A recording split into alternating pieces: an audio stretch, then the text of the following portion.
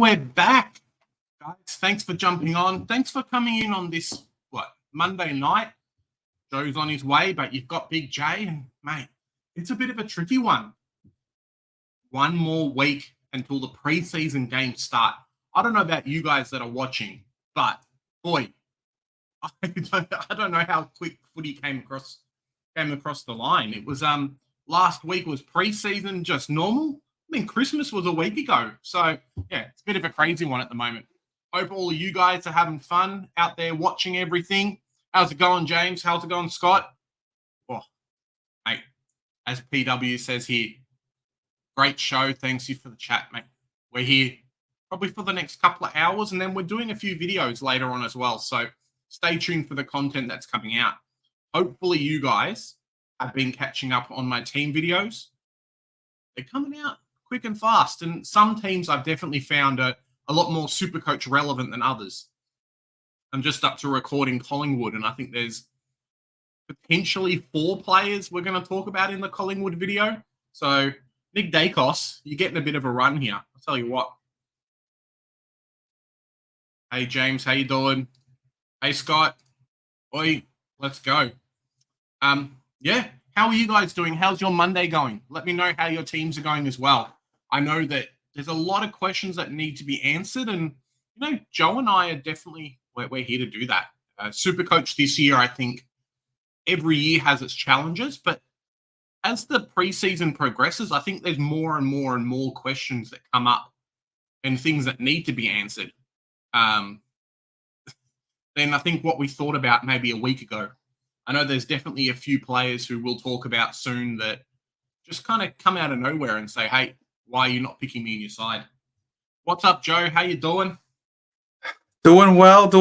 Hope everyone is having a lovely Monday evening. It is absolutely scorching outside, and I was running as well. Very hard to make it to this 7:30. So, as you can tell, I was on the beach yesterday, and I'm a little bit red. So, a bit red in the face, and I'm wearing white just to show how much redder I am. Hope everyone's having a good time. And we've even got some people here from the UK. Like, we've gone global, Joe. I don't know how, but this guy's watching us from overseas, and, mate, I'm very excited. Oh, PW, it is an absolute honor to have you watching us all the way from the United Kingdom. Long live the king. Yeah, I mean, I don't want to say anything, but it might not be for much longer. Nah, mate, don't say that. It will be all right.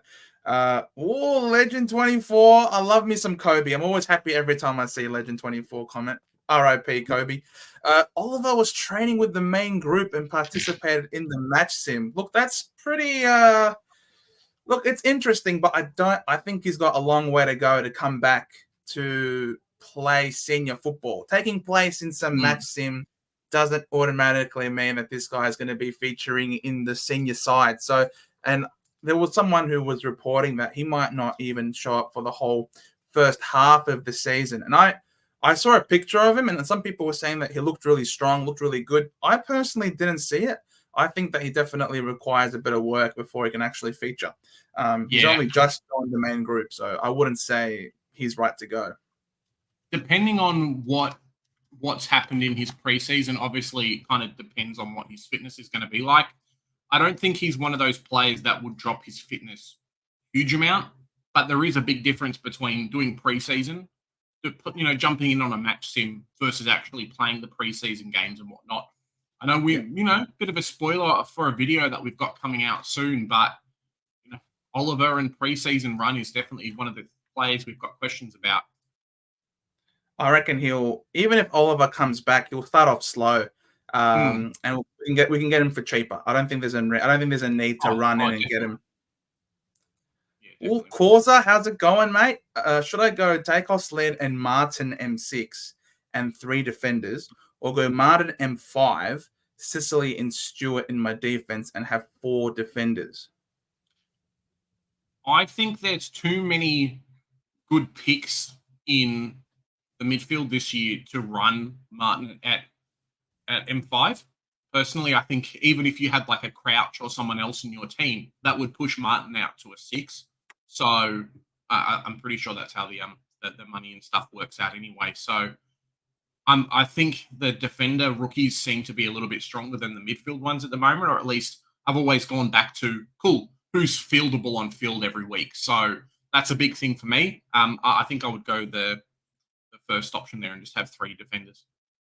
Yeah, because if you go 4 defenders and Nick Martin, Yep. you've got 5 defenders and you're leaving yourself with only one spot. You're literally leaving yourself with only one spot left in the back line. And the back line, yeah, the scoring's pretty stable, but I don't think they have the ceiling that matches the defenders. And I just don't think the midfielders.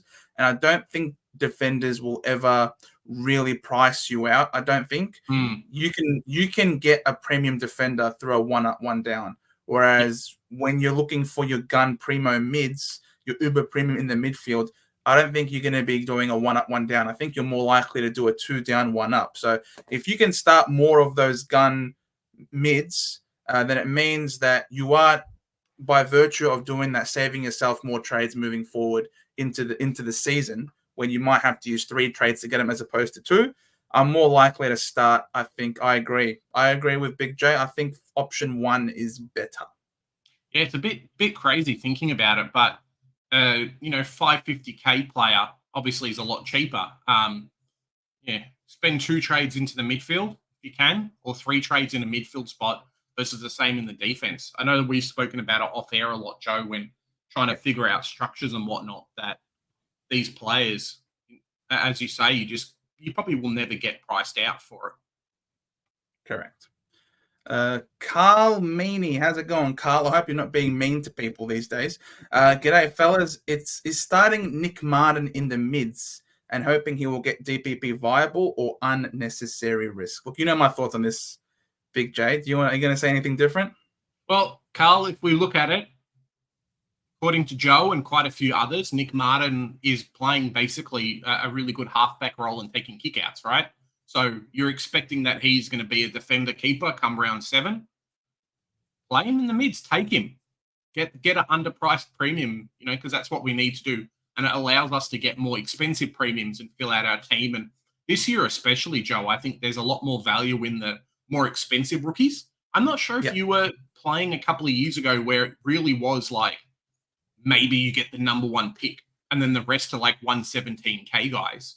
Now with the quality of first round picks coming through and a lot of these players like a Roberts who maybe played a couple of games and then have come back into the team kind of thing, we're spending so much more on rookies than what we are. So getting that value when you can is exceptional. That's what you need to do.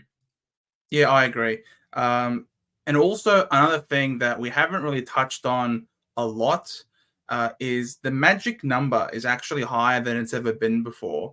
And what that means, it means that the price changes are going to be a bit more volatile compared to other years. And it's very likely that someone like a Nick Martin, who if he starts to pop off early in a Nick Daicos-esque role, he could really rise in price fairly quickly.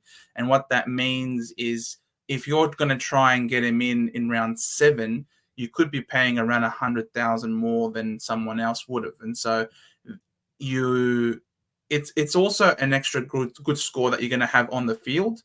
And it's not entirely risky because even if he somehow doesn't work out because of an injury, for example, there are other options that you can turn to. Like there is a Matt Crouch, for example, who's just about the same price, who seems to have a really solid role. So the risk isn't really there as much as you might think. It's based on the wording of your question. I don't think it's super risky, to be honest. I think there's just a lot of upside, and if for some reason he gets injured and doesn't work, then there are other avenues to navigate. Yeah, it's a bit of a tricky one. And no buy rounds definitely is fantastic. Exactly, and no buy rounds definitely helps. Fiddler, how's it going? Good to see you. Scott, I'm glad you liked my little UK British accent there. I don't normally do that.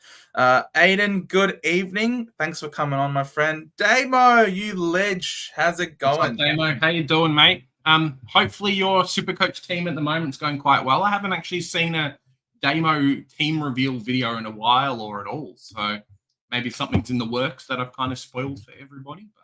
But maybe. chuck us on the mailbag too. I know potentially Joe might be heading up there somewhat soon. So Yes. exciting. Looking forward to recording a little bit, getting on the mailbag. So, guys, if you haven't, head on over to the Supercoach mailbag. You gotta absolutely get subscribed over there. Incredible content being pumped out all the time. Ian, how's it going? Currently got Jackson at F1 for coverage for Gaundy. Believe he is at the age where a tall player usually improves. Yeah, I think the thing with Jackson is you're not really getting that much value out of the pick. Like, he's probably good for like a 90 to 95 average. But I think that's all you're going to get from him unless Darcy's like out and he ends up taking a lot more of that majority mid-time. So it's one to watch for me. But yeah, wholeheartedly. I know that was one of the strengths of people picking like a Jordan Sweet as R3. If you've got Jackson there and you've got like a Maley or a whoever, who's the West Coast guy, Livingston. Yeah, if you've got him or Maley, 100%, you might even get an advantage over some other people during those rounds. I guess we're saved a little bit with the early buy rounds being best 18 instead of best 22, so it might not even count. But yeah, I don't think Luke Jackson at that price is ever going to price you out versus some other people at around a similar price potentially could. Yeah, and I wouldn't say the problem with Jackson is because he's not good yet, because he's growing into his body. I wouldn't say that's the case for Jackson at all. Without a shadow of a doubt, the reason why Jackson isn't selected by more people is because the difference between Sean Darcy in the side and when he isn't. So you compare the scoring where when they're both playing together, it is clear as day who the primary ruck is between the two of them. It's Sean Darcy. Yeah, it's only when Sean Darcy is out of the picture that Luke Jackson really starts to get bulk CBAs, and that is what bumps up his scoring. This is where these big scores come from. But when he's sharing the ruck, we're seeing 60s. Like, that's not what you want. And if Sean Darcy, there was a picture floating around on the internet, Sean Darcy looking fit, looking real menacing. So there's no doubt Jackson's not getting Brock time over Darcy. If Darcy goes down with injury, then you look at Luke Jackson. But I would not be starting Luke Jackson at the moment. Yeah, the only other way he really starts to jump up in scoring is if he can add 1 to 2 goals, basically, to his normal game plan. So if he can do that, then like fantastic, you're onto a winner. But if not, as Joe says, like you've got to wait for opportunity almost. Yeah. Trav, how's it going? Thoughts on Morris on the Lions? Trav, watch my Brisbane review, mate. I put him in there. He's talked about in my Brisbane review. I think he could definitely be a smoky option. I think he's 117K as well. So look for him in the preseason games. The only problem with Morris is that he has that early buy. That's really the only problem. Obviously, if he's a rookie, so it doesn't matter as much as a premium, but you don't want to miss out on one early price increase. So definitely one to watch. I think he comes in and basically takes that Gunston type role in the Brisbane forward line. So yeah, could be very, very good. I know Darcy Gardner was playing up forward in the intra-club as well, and he's a Supercoach defender for us. So potentially there's some value there if he can keep the role and keep up the scoring. Cheese was saying that, especially with the new implemented ruck rules, Darcy going to be even better. Yep. Exactly. Just uses that big frame to block out opposition rucks. You could do very well and pick him up early, like start him instead of someone else, ride him through all the buys. Be like, cool, Grundy's got a week off. I've got Darcy getting me 130. Things like that. It really just come. Maybe Damo can talk about his fitness. We'll post that up in the chat. But yeah, it's bit of a tricky one at the moment. It really just comes down to his fitness. He's always in doubt, Globes. He is always in doubt, the big Shrek Darcy. Even when he's not in doubt, he's in doubt. Don't you worry. That's the roller coaster that is Sean Darcy. Flag Pies 23, how's it going? What do you guys think about Darcy Parish? Currently have him as M5. Well, I'll let He's in my team, Flag Pies. I was planning on recording a team review update, team update, whatever, but unfortunately just didn't have the time. I was even late to this one, but spoiler alert, I do have Darcy Parish in my side, and he has been in my side for the last month. So I'm loving what I'm seeing from DP3. If you've been a regular on the channel, which I know you have been, Flag Pies, in almost all of the live streams that we've been having, I've been talking up DP3 as a really viable selection in the midfield for the Bombers. And I have talked the talk and I'm going to walk the walk. I've got him in my side. Yeah, he's always been around the mark for me in Supercoach, but never really been that type of player. It could be having a real ruckman in gold. I hate it, Joe, so much. Having a real ruckman in Goldstein playing with him that actually kind of opens up a bit. So, yeah, could be Darcy Parish season this year. And those that start him might end up getting an extra 50K cash over everyone else who's going to bring him in early during the season. So I know He's that. in this I know. It just depends. He's doing it again. Get him at 108, 108 form. That's kind of the big thing. No. He's had an uninterrupted preseason.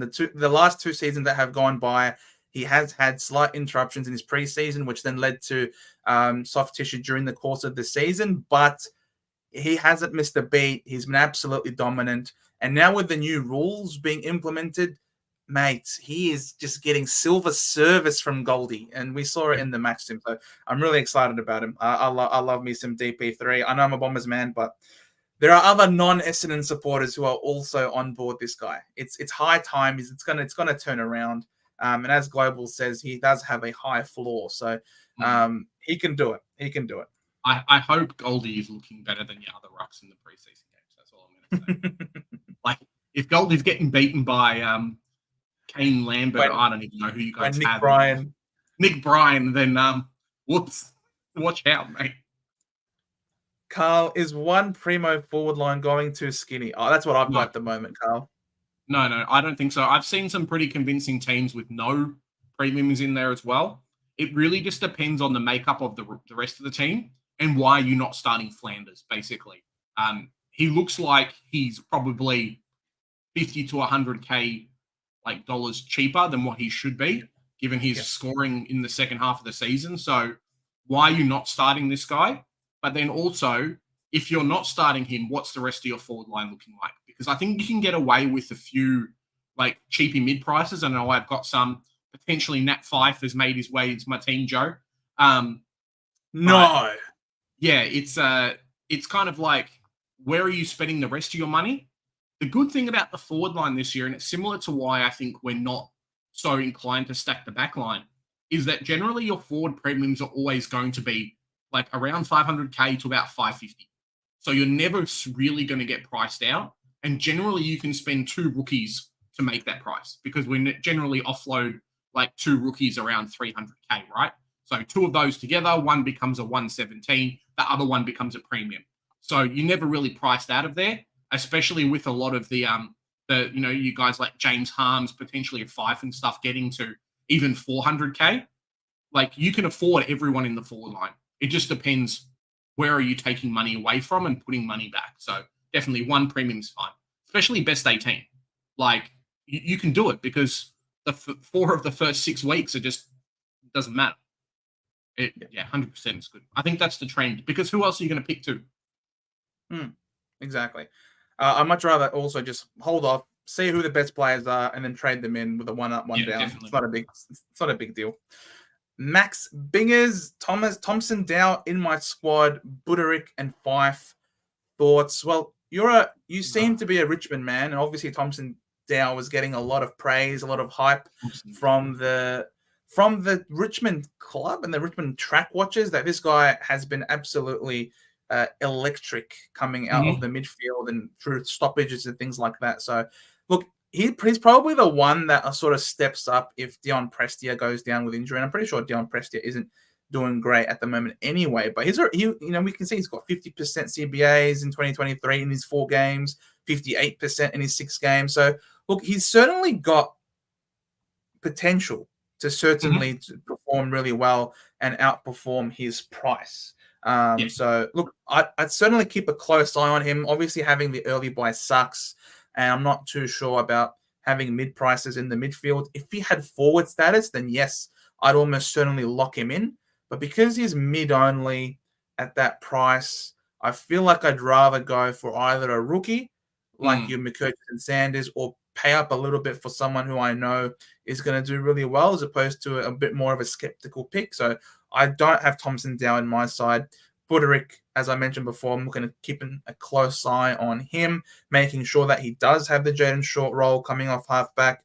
And Fyfe, look, he's just going to break down. He's going to break down before he makes me any more substantial money. Plain simple, I think. There's definitely some opportunities in this Richmond team for a lot of these young guys to come through.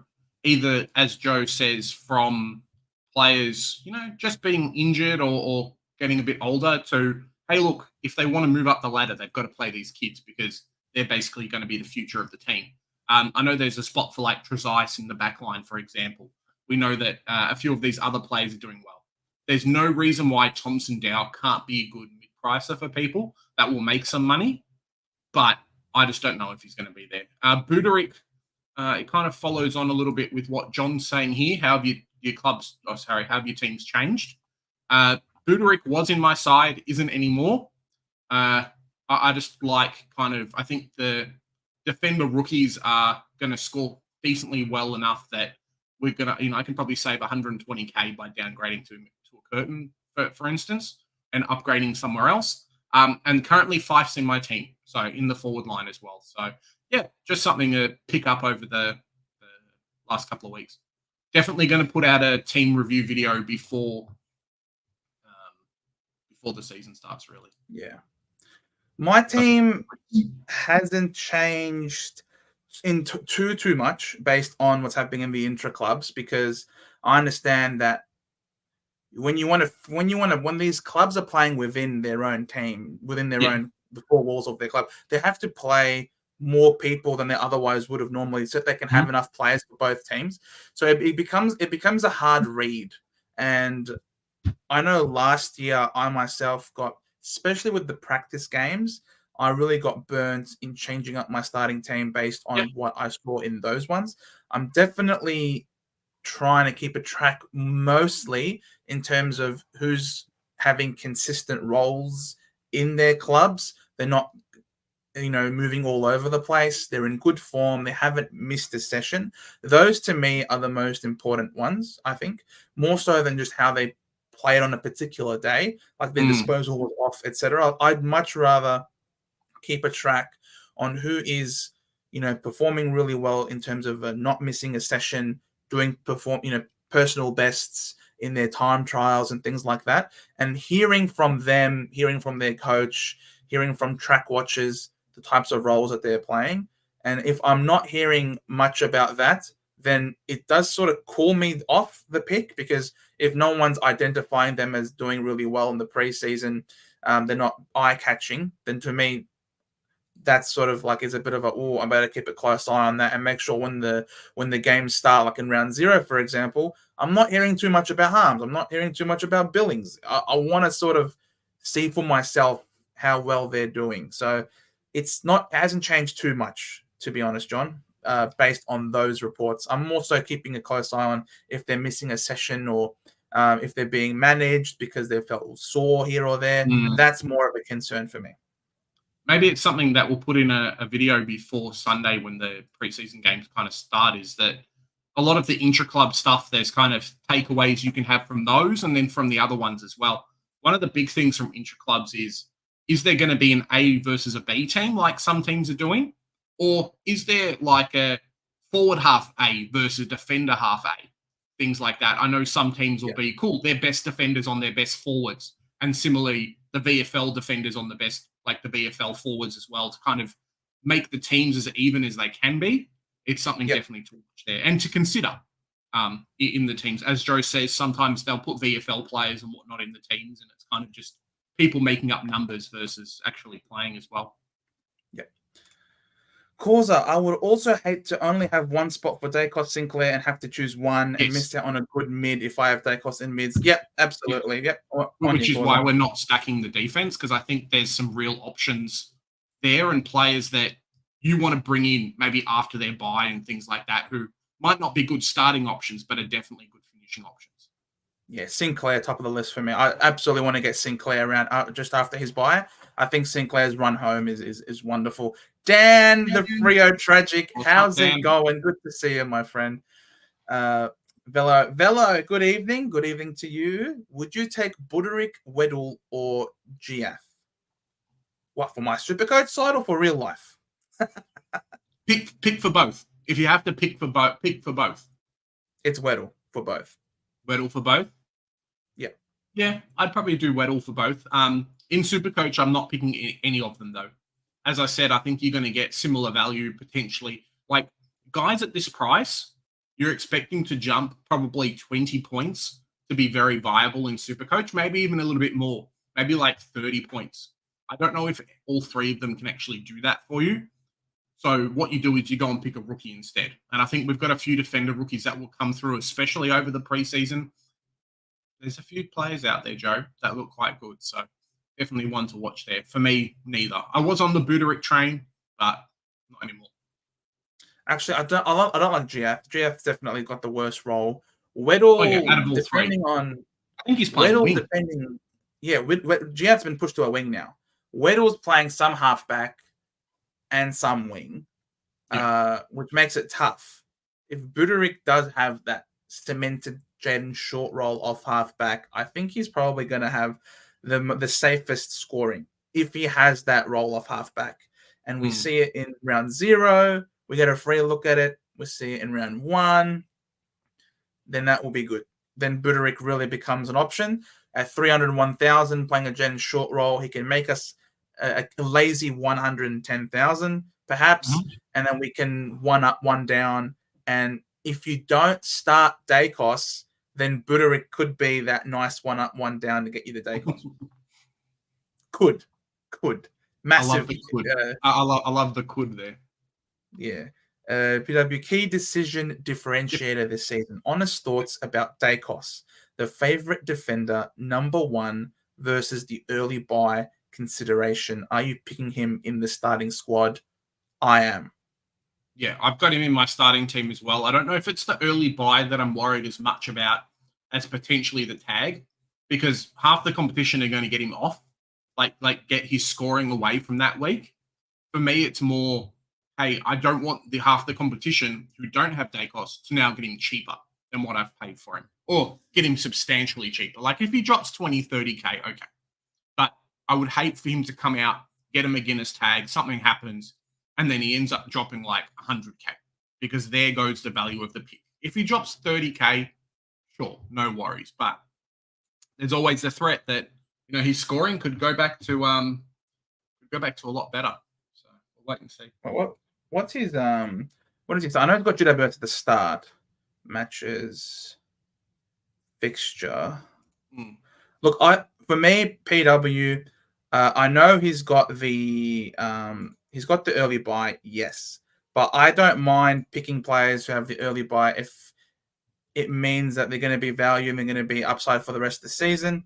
And he's going to be D1 without a shadow of a doubt, I think. So it's just a question of how much happens or something like correct. Something drastic happens. He's going to be D1. Correct. So he's got a pretty decent fixture. He's got the Giants, he's got the Swans, St Kilda, and Brisbane. So he could go 120, 115, 130, and then at the Gabba he might go maybe 105. But by this point, by the time he gets to Hawthorn, he's put on a lot of points, and I don't think his drop in cash is going to be that astronomical. Even after the bye, he's got Port Adelaide, and Willem Drew really couldn't go with him, and they're playing at the MCG, the big wide expanses where Collingwood, where Nick Daicos loves to play. He just has this ability to burn anyone off him at Port Adelaide as well. Obviously, Drew tried to experienced firsthand what matching up on Nick Daicos meant, and they eventually dropped the tag because it did absolutely nothing to stop him.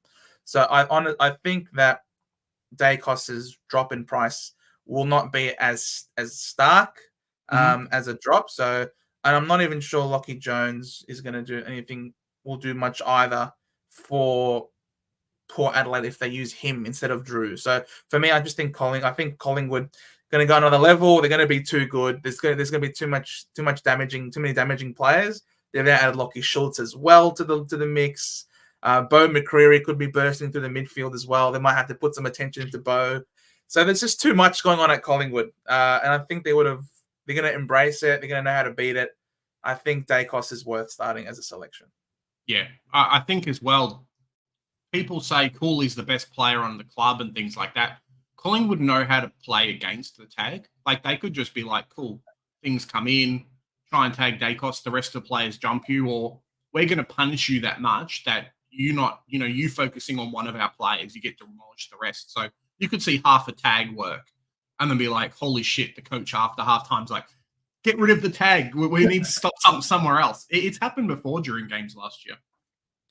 And even if he gets tagged, he can always go back into the back line and play off half back, where we know that he's played before in the past and where he's dominated, taking kick-ins. And as you guys would have seen if you've watched our video with Jayden in the beginner series where we break down the scoring, all stats gained in the defensive 50 give you a 20% boost compared to the midfield. So even if he's tagged in the midfield, he can always go to half back and just dominate from there as well. So for me, I just don't think it's even better for him. Exactly. We want Nick Daicos to get tagged. Please tag Nick Daicos for the first half of the season, because when you do, he's going to go to the back line and then he's going to score even more points. B. James, thoughts on the Bulls? No, James.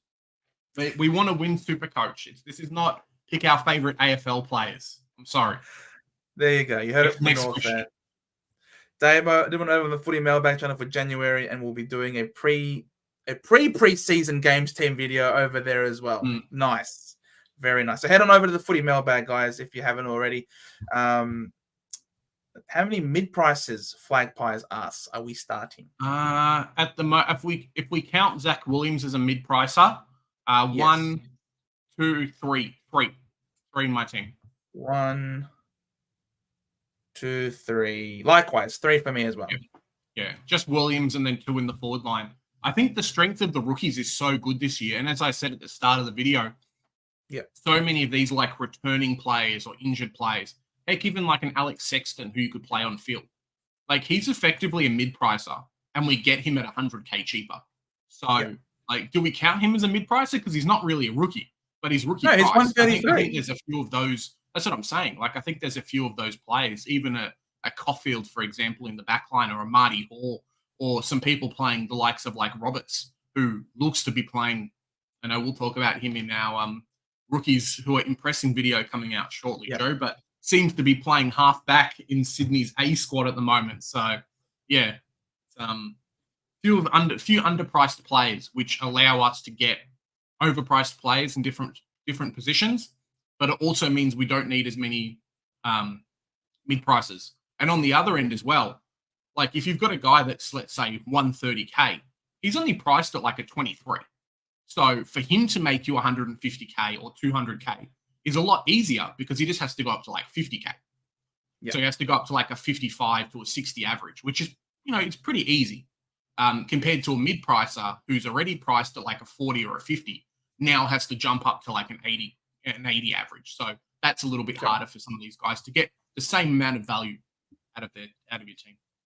Yeah, we're both playing a very guns and rookies heavy strategy this year. And that's what we're doing. Unbranded, how's it going? Thanks for coming on.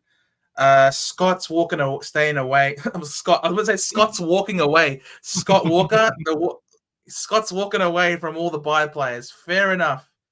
You can do it. It just sucks if you don't have a Tom Green and he's got a very, very good early fixture, or a Hogan and he's got a very good early fixture, or a Nick Daicos, how we've talked about.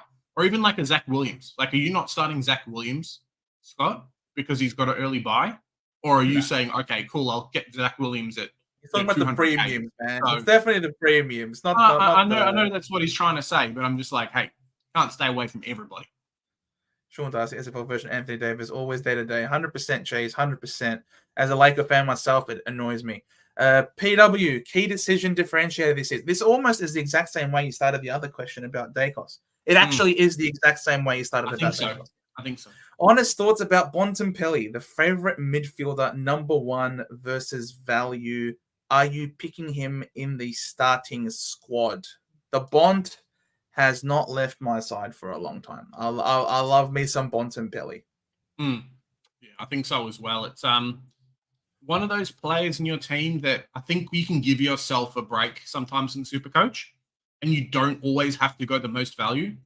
You would hate halfway through the season to not start Bont, to start at a rookie and say like a Matt, maybe not a Matt Crouch, but a rookie and say a couple of other mid prices, and then have to try and get Bont in your team because he could be 650k plus for a majority of the season.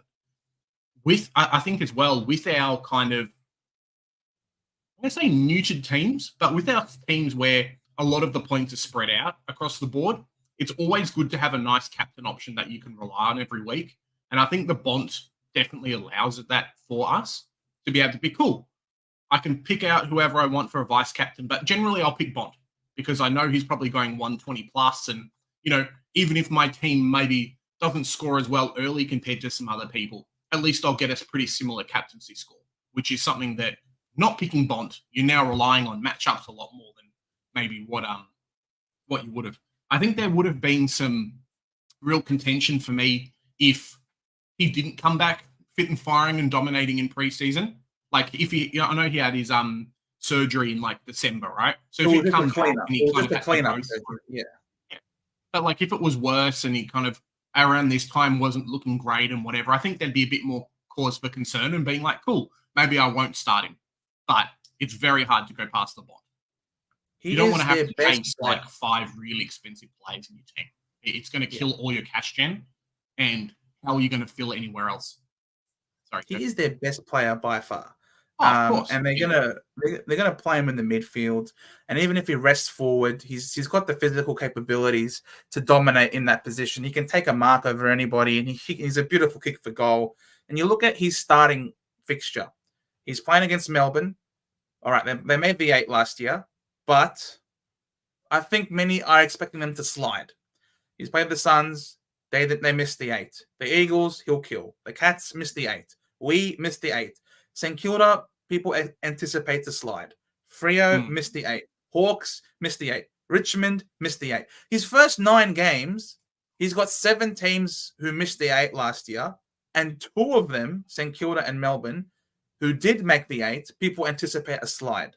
So even his starting fixture, I think, is really promising, and people anticipate they're going to get him for cheaper, which there's no doubt that they will. He will not stay at this price for the whole season.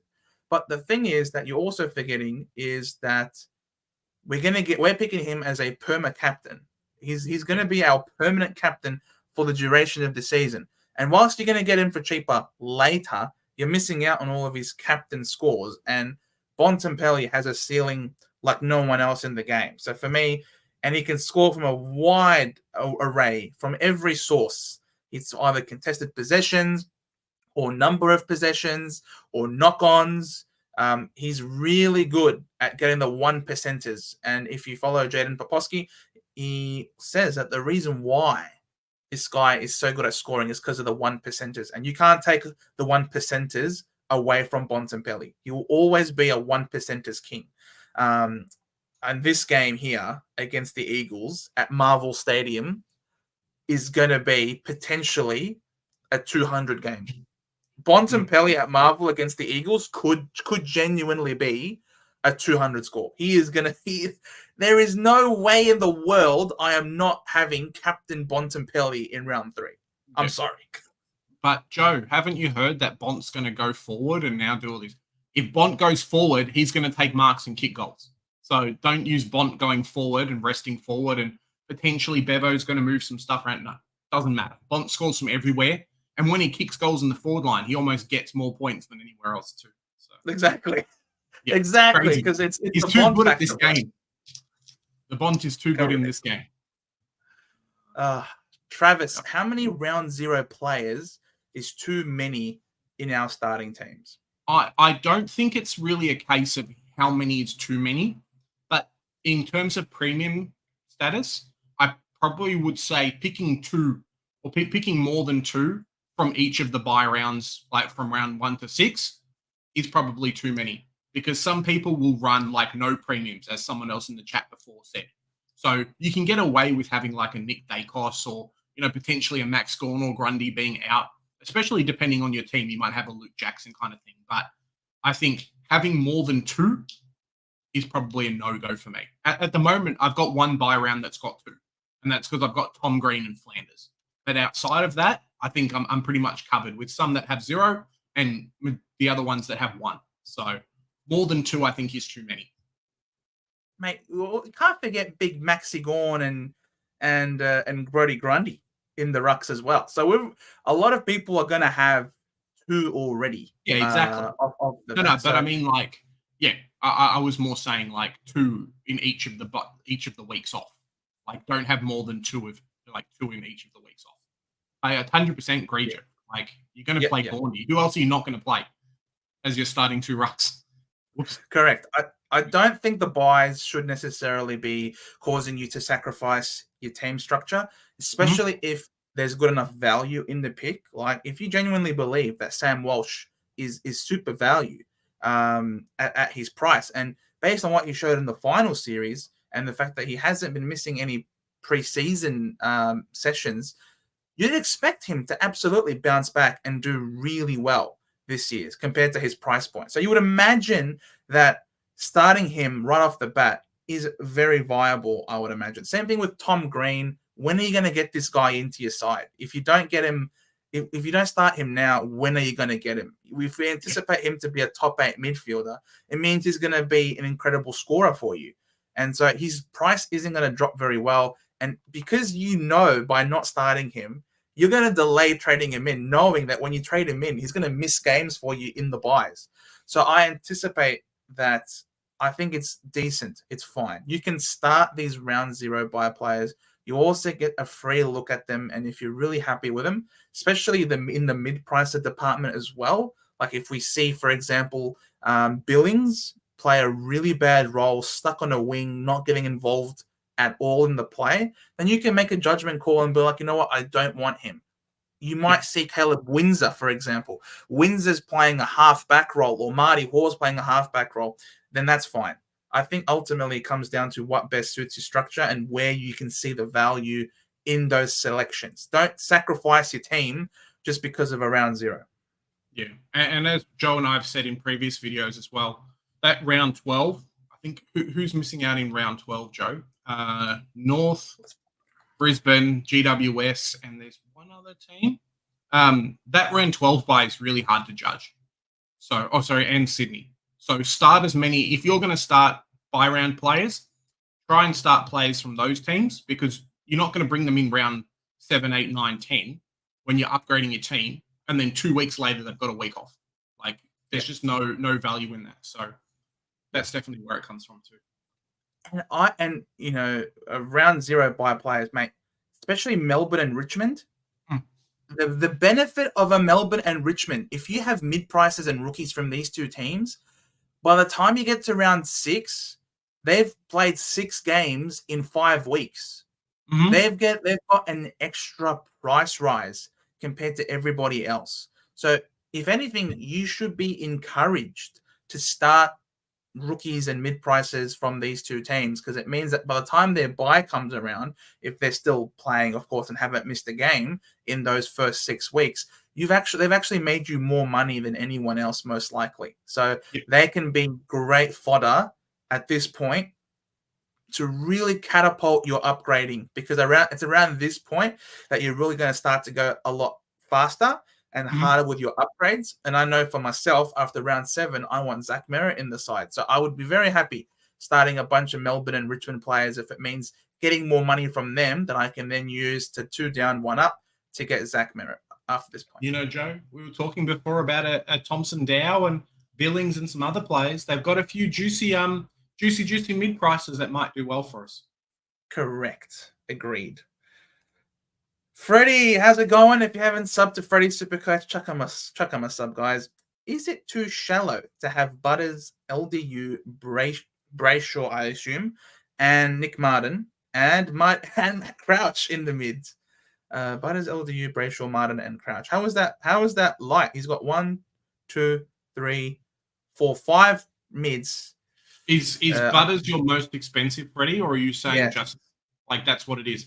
I don't mind it. I think you're putting a lot of faith in the likes of Martin and Crouch, but depending on what the rest of the team's looking like, I don't have a problem with it. Joe and I have definitely talked about on air, off air, just in general about there's probably only two two rookies in the midfield that I'm comfortable with fielding, and that's McKercher and Sanders. So just go into and build your team with that thought, like just my vision, obviously, but go into it and build your team with that thought. Everyone else who's in the midfield needs to not be a rookie, because we've had years in the past where you've run three midfielder rookies, and it's always that M8. It's always that guy who's on the cusp or whatever that ends up hurting quite a lot. That could be the difference between you winning games, losing games, and moving up the ladder as well. I think it's a bit light, to be honest, Freddie. Especially if Nick Martin goes to the back line, which you most likely will. Yeah, then you've only got three trades. Yeah, then you've only got three mids, and I'm not sure Matt Crouch is going to be one that you keep for the whole year. I know George, of course, the legendary George of Fantasy Take TV. Even he reckons that Crouch is going to be a buy flip player, so even he's not going to be a keeper. So you've ended up now all of a sudden in your midfields, Nick Martin out and Crouch out. So it's going to be a lot of trades, and it might involve a bunch of 2 down, 1 up, meaning boosts to try and get those done. So I think if you could have one more player in there, one more premium mid, then I think that would be ideal, personally speaking. Yeah, I definitely think so as well. Causa, crazy to see for one of Brisbane pre-season intra-club, the Hipwood was playing fullback. That is pretty crazy, actually. What the hell? Brisbane are bonkers, man. No, I don't think it's going to happen. I've had Brayshaw in my team all year, but now I'm really thinking of going with Parish instead. Yep, I agree, Cheese. I agree. I really think he can capture that 2021 form. I've said I think he hasn't looked this good since 2021.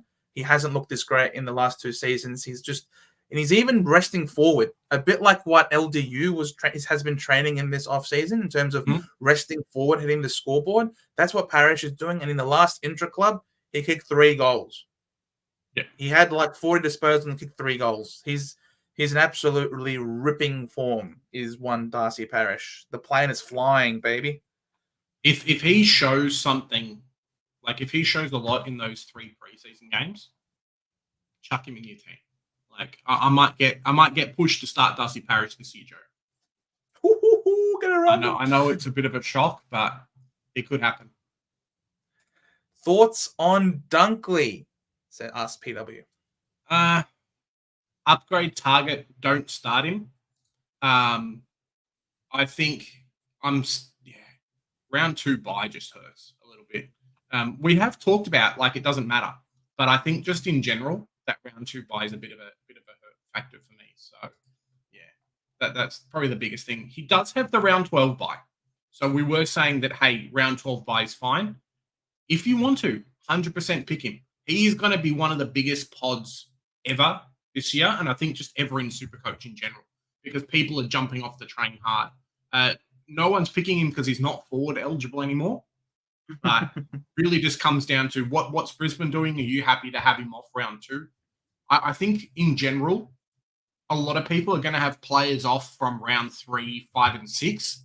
So having players off from rounds 3, 5, and 6 is okay. But anything more than that, if you stack up on a few round 2 players off, you could find yourself in one of those weeks where other people are scoring like 2K, 2100, and you're stuck like 1700 because you're missing a premium or 2, and could really set you back against the pack. Dunkley is going to be a top 8 mid PW. Oh, of course. Yeah. And I can't wait to trade him in as an upgrade target. I think 644 at the moment is a bit expensive for someone who has an early buy in the midfield. So I'm looking forward to trading him in time PW when the price is right. Come on down. The price is right. We've got one Jayden Dunkley come into my team. Not right now, though. Not right now. Globes. Taylor Adams finishes top 6 forward. I hope not. I hope. If I he's really fit, hope not. then yes. I really If he's fit, hope no. we get like a Dunkley DPP or a Connor Rosie and a Butters or some. I'd settle for Horn Francis DPP over having Taylor Oh, Adams. yeah, you'll get Horn Francis DPP, I think. But you as won't opposed get... to Taylor Adams being like a keeper in the forward line. I'll be so sad. He can be. He can, if he stays fit and he has that role in the guts. He absolutely can be. The reason Taylor Adams has not moved across from Collingwood to Sydney to be playing a wing or half forward role. He's gone to Sydney to play in the guts, and there's no Callum Mills for the first bit. I can't believe he retained captaincy, by the way. Just by the by, how can you do something so stupid and still keep? I have no problem with it. I have no. No, that's dumb. That's freak accident happens, and you take away his captaincy. Like, what does that say anything about you? No. No. It's not It's not the freak accident. If you got injured, like it was a freak accident, man. It's not the freak accident. It's the fact that they covered it and try to self-medicate. That's the problem. Self-treating and not telling your club doctor out of him. That's not on. But if you look at him, when he gets bulk CBAs, I mean, look, 77%. He had 195 average, 76, he had 110. 95, 110, 96, 100. This is top 6 forward scoring. No, it's not 2017 anymore. All right, 2021, 95. Okay. That's top 6 scoring. Okay, that's fair. But hopefully we get good DPP mids coming in that we don't have to worry about Taylor Adams. That's my hope. Fair enough. Good luck to you if you start him. I don't mind. Charm and Kenny Stockdale. This is 2 people in one. Charm and Kenny. Hi guys, thinking of Short in the back line with a new coach. It seems he's got the old role back. What's his price at the moment? That's more the big thing. So Jayden Short is 551K. What are you expecting him to go to? Are you expecting him to be a 110 average player? Then maybe he ends up being like 50K more expensive. For me, I think there's better value and better keepers that aren't dependent on Jayden Short playing halfback again in even Nick Daicos or Sicily or Stewart. Like even a Luke Ryan or a Dan Houston potentially could be a better pick than hopes and dreams on Jayden Short, like getting a good role. That's just how I'm feeling at the moment. I think if he was like 450K, I think there would be a great, like you could make a really good argument about it. But at the moment, for me, it's just a no. Even when he had better for 50K more, you can do better. For 70K more, you can do better. Like even when Jayden Short was Jayden Short, it's still not 100 average.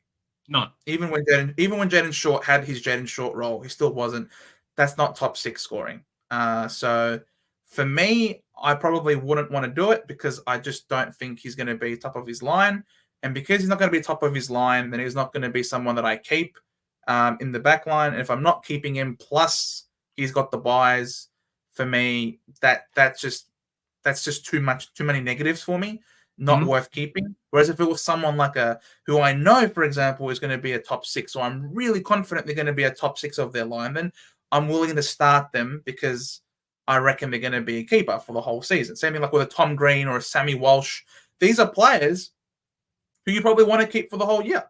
And as a result, I don't mind you starting them. And you shouldn't mind starting them either. But Jayden Short, I don't think is going to be top of his line. And as such, I don't want to start a position in my team where I know this someone is going to miss games via the bye, and yet I'm not going to be rewarded with a top 6 finish. There is no equivalent exchange there. The law of alchemy is not satisfied in this transaction. Hey guys, if you enjoy what you're seeing, just smash that like button as well. Obviously, you don't have to subscribe if you don't want to, but just that easy like button really helps us out. So you could do that. That would be amazing. We'll be here for probably an hour and a half or so to go. So yeah, Cheese, I agree. I just don't want Dow in a mid spot when I have 6 primos already. Would have to bench Sanders which is too expensive. It is a lot of money sitting on the bench. I agree. Lukey, how's it going, mate? Hi, gents. Apart from Fyfe's band-aids holding together the Dockers, seem to have real purpose for him in the engine room this year. They need to, because I think a lot of Freo fans and a lot of WA media really have them falling down the ladder or not making finals again this year. So there's real push for him to be fit. I think he can do it at least in the early rounds. That might be what they need. But yeah, I think there were just times when the younger bodies got kind of found out last year, and having a fit Fyfe is very, very important. Yeah. Having a fit Fyfe is a very special thing. The problem is we haven't had a fit Fyfe for a long time. And I didn't want to start him last year. I started him last year and I got burned. So with all due respect, I'm not picking him. Nothing personal, but it's personal. Thoughts on Neale? No, thanks. I don't mind him. I think he's getting a little bit too old. I kind of said it in my Brisbane team review, PW. If you've seen it, it came out yesterday, so hopefully you've seen it. But yeah, I think he's just getting a little bit too old for the position. There's better players that don't have an early buy that you can start. Definitely upgrade into Lachie Neale if you can. But to start him at that price, let's look at his price, right? Are you picking? Let's go to mids. Are you picking Lachie Neale over Tom Green? Probably not. Okay. Are you picking over Brayshaw? Probably not. Are you going to pick him over Darcy Parish? Potentially. Or a Connor Brosey potentially. But there's other players around the price that don't have buys, like early buys, that probably offer a little bit more value than a Lachie Neale. And I think that's why we're seeing his ownership down to 4% versus some of these other guys. Yeah, because where's the improvement going to come from? He's already had 87% time on ground. He's already 87% CBAs. You know what I mean? He just needs to score the avenues. Yeah, I mean the avenue for him to improve and increase his scoring. You just can't see it apart from him hitting the scoreboard more, for example. But without Ashcroft in the side, it's probably going to be being played more as an inside mid, which means less likely for him to hit the scoreboard. He isn't a spring chicken anymore. I just think there are too many things going against him to warrant him as a starting selection. He will probably drop in price eventually at some point, and you'll be able to get him in eventually. But he's probably the one that people tag initially. I think at Brisbane. There we go, cheese right there. Neale got tagged every second game. No thanks. So yeah, he's the primary person. It's very hard to tag a guy like Dunkley, who's such a hardworking two-way runner, really big bull in the midfield. I think Neale is the one that they would go to. So for me, it's a no. He's a gun. Don't get me wrong, but he's a gun. Let's go, Akka. Maybe I'll do one later for you, mate. I'll take a photo. Done. I love it. That's a nice one. First time commenter, I think, Hacker. Yeah. Welcome to the program. Have we heard any more on whether Weddle or Amon gets that great half-back role? Asks Ian. From what I'm hearing, Amon's doing a little bit plus the wing, and I think Weddle's doing a little bit plus the wing as well. So it could be a no for both, just because they're not going to be able to do it. So, correct. Yeah, unfortunately, I don't think we're going to get a super cheap Hawthorn backline player who's going to be doing that well for us this year. Agreed. Black Pies, what do you think about starting Tom Green? Yep, I love it. I love starting him, but not trading him out. Yep. We've maintained all preseason in all of our videos and streams that we are not condoners of the buy flipping, primo flipping strategy. And if you watch our beginners series video with JD, the great Jackson Davey, he was also very adamant against this strategy as well. So we're all on the same page in the same way. Just put simply, if you've got a 1 week injury or a 1 week rest, you don't trade out that premium player. Where is the difference with the buy? There's no value. It's a waste of a trade. It's not worth it. Don't do it. Harms becomes a lock after preseason reports for me. I agree, Cheese. I agree. He's in my side. He hasn't been leaving my side. Yeah, he's definitely one to watch over the next kind of couple of weeks as well to see really where the role goes. But looks like he's playing mid and half forward and kicking goals. So that's what we want out of a 250K player who's going to play, the first 6 rounds at least. So yeah, definitely a quick upgrade target for hopefully those juicy DPP midfielders earlier on in the season. Is Martin a top 6 defender if he plays the role? I think he is Globes. Yeah. Simply by virtue of the fact that he's a great ball user. Yeah. And he is an accumulator. Like, he finds the ball really well. And if you think about it, just without even looking into the specifics, the minute details, right? Just looking at it in a broad perspective, a guy who's averaged 88 on a wing is being moved to a Nick Daicos role. What do you think is going to happen with this scoring? If he's gone from 88 on a wing, which has a lot of unrewarded running, 88 on a wing to now playing half-back, taking kick-ins, and having the free license to roam up the ground and hit the scoreboard. Yeah, it's not going to be, and he's a fairly good kick as well, so it's not like he's going to go there and then turn over the ball and do silly things. Like, correct. I don't know if Joe's going to kind of say I'm true or not, but Essendon definitely has had some issues with that half-back position in recent times. So for them to find someone who they're really comfortable with, they're going to play him every week and they're going to have him in that role. They're going to have him in kickouts. Kind of how we've seen a little bit of glimpses from Hind and a couple of other players, but never really been that player. That's what we're going to get. Joe and I have talked a lot over the preseason about every team now basically trying to have a Nick Daicos. This is Essendon's Nick Daicos. Sheasel was North's Nick Daicos. Hawthorn will try and have, every team will try and have one because it's almost becoming like a required role, and teams can definitely see how impactful and how important that was. Absolutely. I don't know. Excuse my French. I love me Nick Martin. I wish we had 23 Nick Martins. Michael, goals, he can kick goals, bro. Don't you worry. He kicks 5 goals. Yeah, 20s. Look at his debut game. Seriously, look at his debut game against Geelong. I had him in my team. 27 I had him in my team, Joe. 5 goals. This kid's a freak.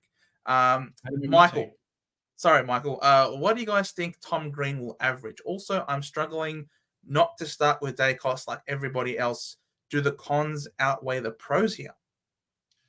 Tom Green, I'm picturing for like a 115, which should this year push him up to at least a top 8, like 115 plus, which should push him up to at least a top 8 position. So that's kind of why we're starting him.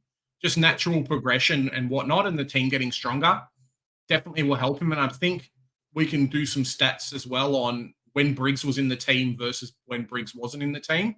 And post with Briggs, I think Green's scoring was a lot better as well. So getting kind of that decent delivery makes it worthwhile.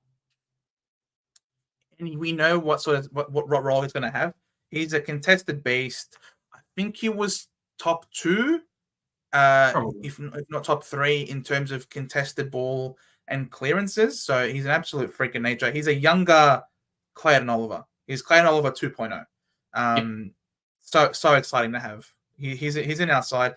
And then with not starting Daicos, you are probably really hoping he starts off the season really slow, getting tagged. You're praying, if you don't have Nick Daicos, that Finn McGuinness tags the living daylights out of him.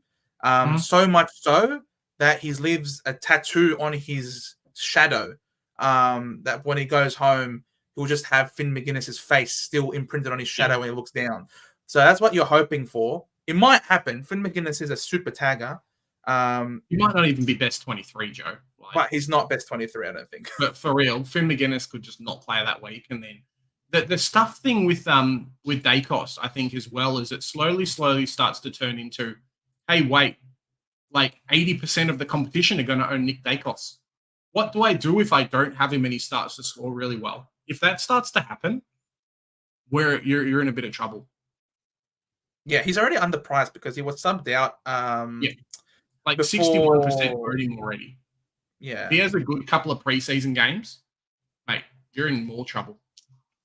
Yeah, I mean, he could start the season 129, 149, 150, And then even if he gets tagged, his price point is still quite high. So yeah, I like Nick Daicos. He's too bloody good. Those genetics, plus his hard work.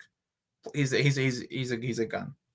PW, thoughts on Guthrie? Not for me. No, it's a no from me, but I'll let Joe kind of have No, I don't want to talk about him any more than I have to. Not for me. I don't want someone who's over 30 coming off a long-term soft tissue injury. And I think they're going to get killed, to be honest. I don't think the Cats are going to be that great this year. And he's not a keeper, and I don't want him on my side. I don't want Cam Guthrie in my team. easy. And next I one. don't want Elliot Yeo either. Yes, thoughts on Elliot Yeo, Joe. Same thing for me. The big problem with Elliot Yeo is I don't think he's what's he played, like 15 games in 4 years or something. If he's fit, fantastic, but they get a strong breeze in WA. Like Elliot Yeo's gone down again. It's not great, and I don't think he's too underpriced to be able to warrant the pick, which is the big problem. Let me see if I can find him. I think he's 10 games. 12 so games. 447K. So what's he priced at, like an 80-ish? I don't think the price. If Elliot Yeo was 300K, sure, pick Elliot Yeo. But I think he's too expensive for what you're trying to get out of him in terms of price and whatnot. Like, spend that 100K extra, get a real defender. Like, don't go cheap if you don't have to, because you know it's going to hurt. Like, one in, let's say, 3 out of 10 chance the Elliot Yeo pick works out. Cool. That's 70% that it doesn't, and you're spending 2 trades to get rid of Elliot Yeo because he's not cheap. He's not expensive enough to go to anyone else. Like, it's just not worth it. Yeah, I want my players to play. I want my players to play a whole season now, or close to. And he's played 10 games, 12 games, 5 games, 10 games. This is not a great track record in his last 4 years. He could be dominating. He could be playing a great role, but he could go down in the first 5 games, which means he gives me 2 price rises. And I'm not entirely sure if that's going to be enough for me. If he gets injured in round 5, if that means that I'm going to be able to facilitate good upgrades all over the place. I know we have 40 trades, but for me, I think it's still overly risky. Picking someone who is that injury prone, especially if you've got someone like a Nat Fyfe also in your team, or a Cam Guthrie in your team. Like, I know we have 40 trades, but it is a recipe for disaster if you start too many injury prone players. Heck, even LDU isn't a beacon of health either. You know what I mean? Like, he's missed some games as well. So if you're starting a lot of injury-prone players that might have a lot of upside, the chances are the more injury risk you factor into your team in the first place, the more likely it is that someone is going to get injured, and you're going to have to correct those trades. And rather than using your trades to be improving your team, you are using trades to sideways and correct your team because you're not getting upgrades done. You're too busy covering your injured players. So for me, too much injury risk makes it too nerve-wracking for me personally. Yeah, I agree. I was going to add some stuff, but you covered a lot. So, fair enough. Also, how many players from bad buy rounds do you think we can max out on? It doesn't matter. At the start, it doesn't matter. Just make sure that you have guys from round 12 and round 13, because that's the early buy. You don't want to have to try and bring those guys in round 7, 8, 9 when we start to upgrade our team. And then you have them for like 3 weeks and they have a week off. So that's what we're trying to avoid. The later buys, you don't have to worry as much. You can always sideways those players later on, or look to bring in other players. And potentially by around 15, you might even have like a premium on the bench that you can go and upgrade to, or sideways to, and have those players depending on what your team's looking like. So I wouldn't factor in it too much. But yeah, definitely it's either start the early players or start the late players, but try not to bring in those early buy round guys too late into the after our initial price increases. It's a bit tough. Not high, Freddie. Can Conway grab number 1 ruck role at Geelong? He has to beat Reece Stanley. I don't see it happening. This is not the year. He might play like time in the number ones. He might come off the bench or do something, but I don't think he's good enough to be the number 1. Yeah. I don't think Curtin plays round 1. So what Curtin's call hard global? Curtin's call. He could. I think he could. From recent reports, he's been doing really well. He's being likened to Dawson. So if you're being likened to the captain, then that's a bloody good thing. So I reckon he does play. I think he's going to be good enough to prove his fitness. Obviously, we'll see if only time will tell. But if he doesn't, then we don't have to start him. But if he does, then I think he should, because he can play halfback and push into a midfield. He's a great reader of the play, great mark of the ball, great kick of the ball. They traded up for a reason. They want this kid to play. What else have we got? Yeah.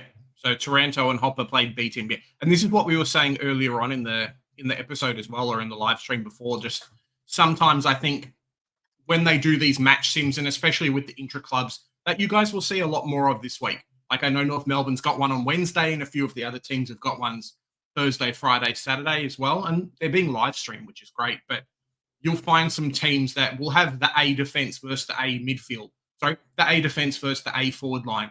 They'll try and mix up the midfields a little bit, because in the team, you could have one team demolishing the other one, but it does nothing for training the players and making the players better. So you'd like to have 2 even teams as much as you can. Yeah. Matthew Digg, what's more important? 12 high-level primos, 12 primos, but have some value guys in there that could increase their scoring. Example, Wines, Martin, Flanders, Himmelberg, or 11 primos with mid-prices. I think Wines is going to be...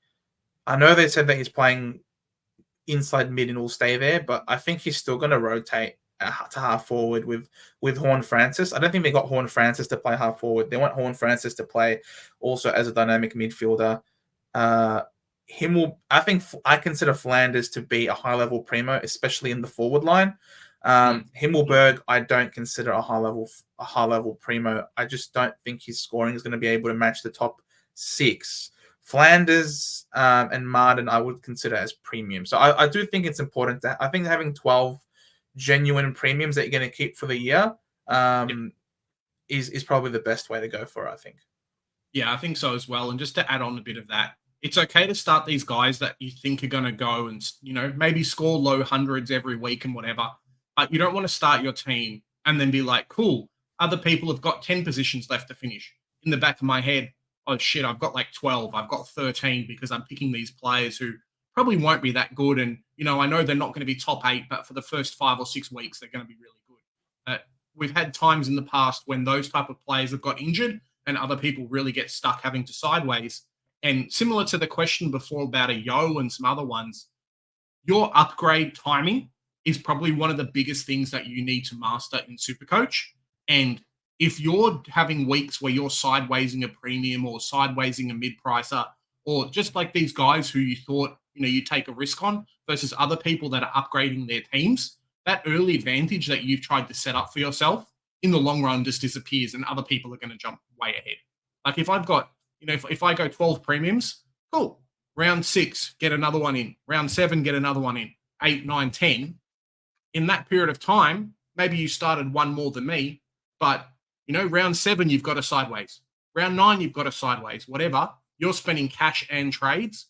40 trades is a big number. Don't get me wrong. But it's definitely not the reasoning why you can just go bonkers with your team and go crazy. It just doesn't work. Agreed. Thoughts on Steele? I think Steele, he could do really well, especially for the price. I don't think he's going to be a keeper. I don't think he's going to be pushing the 115 plus average that we're going to want.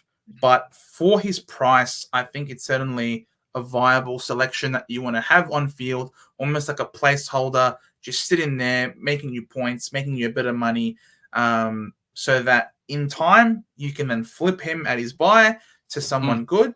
I have no problem with that. If you don't like, for example, a Matt Crouch, and you think that his position in the side's a bit is going to be susceptible to being dropped, because obviously Adelaide have a lot of great young players that they can get going through there that can be really dynamic. So if you think that a Crouch type isn't likely to persist till a buy flip time, whereas Jack Steele, is going to play every game as long as he's fit. Jack Steele isn't getting dropped, and sort of what his role is going to be. It's going to be majority CBAs, etc. So if you don't like a Crouch, but you want it because you want a bit more stability and safety, then you could go for a Steele, for example. But yeah, I mean, we can sort of see that his average has been dropping year upon year, and it's not a surprise that a bit of it has been coming from maybe a bit of injury for himself, but also the rise of Brad Crouch in the side.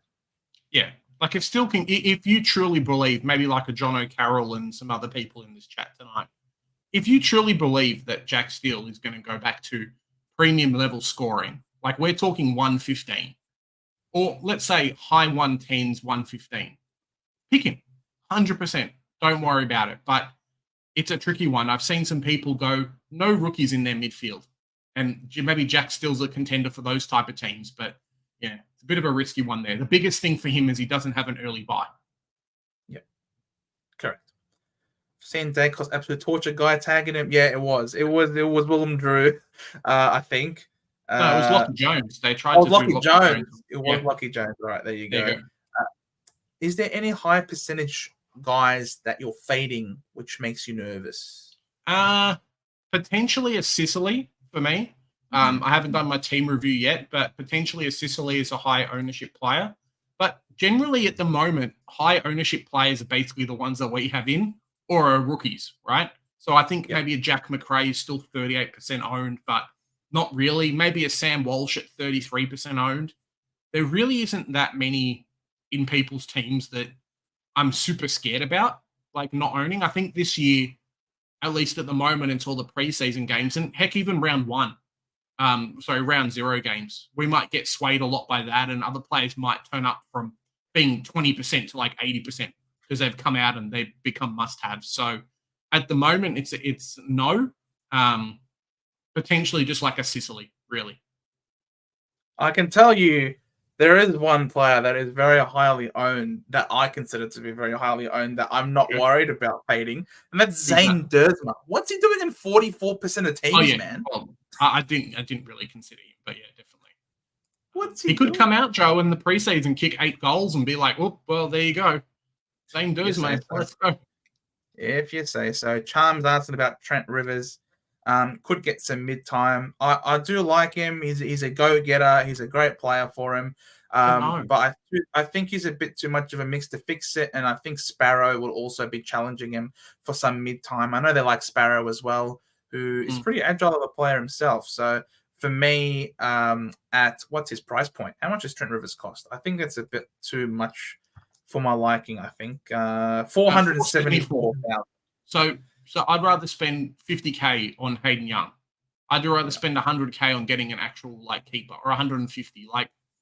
I just don't think the pick's there, to be honest. He might get to 500K, and now Trent Rivers is 500K, but that's like it.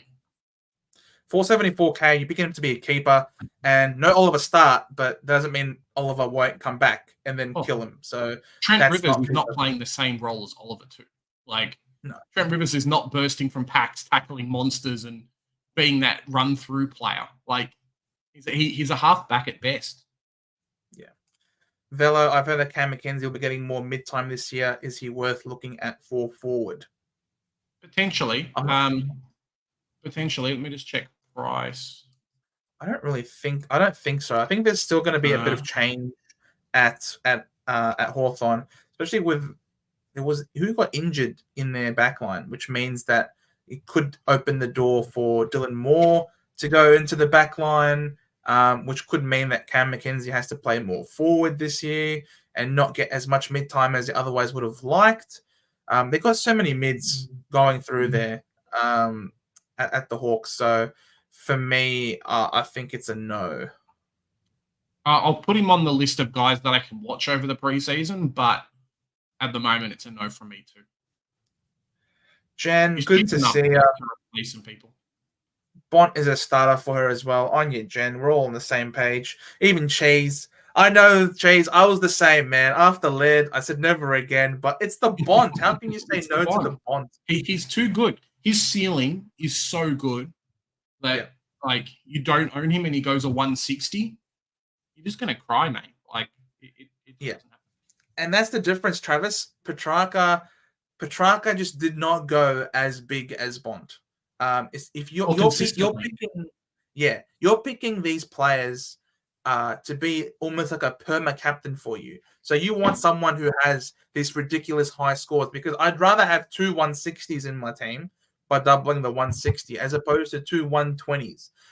You're missing out on a lot of points that way. So Petrarca, yes, he's less, but he's going to be affected when Clary comes back, which we know he's going to come back eventually. Who knows when? But there will be a change, and his ceiling isn't as high as the Bont. So for me, the Bont, he's a warranted selection. Thoughts on Laird? I reckon he's gonna be top 8, man. He's a gun, no early buy. And listening to his interviews, he's just got that dog. He's got that raw dog in him. You know what I mean? Not DOG, DAWG. He's got that tough dog energy. So he's a gun. You can definitely start Laird. He's a top 8 for me, obviously. We did our top 8 predictions, our power rankings videos, but I'm not starting him because I just don't know how much value there is there in the pick. I could definitely be swayed and swap some other people out and things like that, but yeah. Get him in your team. Just don't know about starting value, really. I think if he's going to be top 8, then I think that's value in and of itself. I mean, like, I've got 8 midfielders that are going to be top 8. I can't start all 8. So. You could, technically. I could have no one else. Thinking of starting a Cogs and Kelly to make money before their buy. Pick him. Just pick him and keep him, though. If you're picking them to be good just for 2 weeks, they're not mid prices for you to do that. You pick him, they go good for 2 weeks, and then you trade him out. Well, guess what? You haven't even gotten any price rise out of him either. I don't think you get enough out of the sideways, out of the buy flips. If you want a more in-depth analysis of that, watch our buy video with JD. He breaks it down for you. So if anyone has any questions about that, watch that video. Yeah, it's not worth it. I think you do actually get one price rise, Joe, because you do round 0 and then 1 and 2. So end of round 2, you get a price rise. But it's just not worth it. Like, cool, you've started Cogs and Kelly, and maybe they make you like 30K. Surely you could have just found 60K in your team and started the 2 guys and saved the 2 trades. Like, a trade's not worth 30K. I'm sorry. No, I don't expect Cogs and Kelly to go 200 in the first 2. They could. If you're banking on that with your team, they could 100%. But, yeah. Not against Collingwood, they won't. No, probably not. Yeah, Bont plays West Coast early, 100%. John O'Carroll, welcome aboard. Congratulations to 2024. Bont's a great choice. Damo, this is a very good observation by you. Why are people worried about Fyfe affecting Sarong and Brayshaw, but not Wines affecting Butters or Rosé? I think, especially with the Fyfe one, he's definitely going to be managed. Like, he'll play maybe half a game and then get subbed out, probably. Like, I anticipate that level of managing. I mean, we saw that in the practice game that they played the other day. He only played for the first half and then was taken out. So he's going to be heavily managed at this age. They gave him a 2-year extension, so they're not going to work him to the ground and make him injured. So that's probably an interesting one. I think it's just the level that Fyfe offers and his impact on the ground. And I've heard a lot of people say that Brayshaw could be playing on a wing, for example. But I don't like the Rosé selection for the very same reason. Yeah, for me as well. It's a really interesting point you kind of pose there, and something that I guess I haven't really thought about much is, hey, what happens? Not everyone can get bulk minutes, right? So no. Yeah, does Fyfe come in and affect something? Does Wines affect Butters and Rosie? I think it affects Rosie more than Butters. I think Butters is a lock to be a I very think so. high CBA attending mid. So for me, I've got no problem starting Butters, especially with his end of the year. Definitely have a bit more concerns about Rosie. But yeah, I don't know. It's a very good observation there, Damo. How we doing, Hectic Lover? Doing well, bro. Doing well. Joe, I love it. Did you deliberately not put the E in there, West Coast Eagles rule, just to shove it at me? Just to say, how dare you tease my Eagles? I'm gonna take the E away from you. That was a fluke, mate. I don't think that's gonna happen again. Thoughts on Sicily versus Stewart? The reason why I've gone Stewart over Sicily, at least in my current team, is that from all reports, there's a few players playing halfback that are going to affect Sicily's scoring, and he's really dependent on how many other key defenders that Hawthorn run. If Hawthorn run 2 key defenders, Sicily's safe. He's allowed to do that roaming type role. But if they don't, Sicily gets stuck on lockdown duties, which means he's going to score less. I think at the start, kind of, you want to pick those players that are going to end up scoring more. And definitely we saw in terms of scoring last year, even with the 18 from Stewart being injured, I think it was round 1 or something.